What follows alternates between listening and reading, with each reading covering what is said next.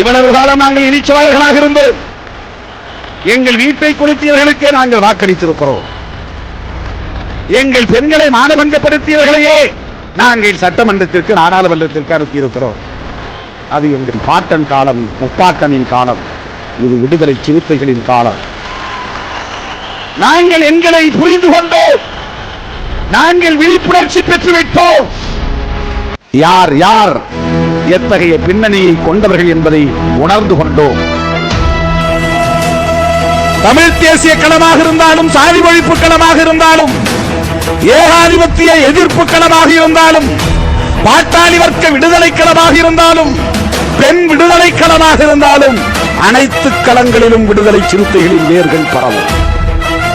தமிழ் தேசிய களத்தில் இருப்பவர்களால் சாதி ஒழிப்பு களத்திற்கு வர முடியாமல் போகலாம், வராமல் இருந்திருக்கிறார். பாட்டாளி வர்க்க விடுதலை களத்தில் இருப்பவர்கள் தென்னியத்திற்கு வந்ததில்லை, வரவும் மாட்டார்கள். பெண் விடுதலைக்காக குரல் கொடுக்கிறவர்கள் சேரி பெண்ணின் மானபங்கத்தை தடுத்து நிறுத்த முன்வந்தது.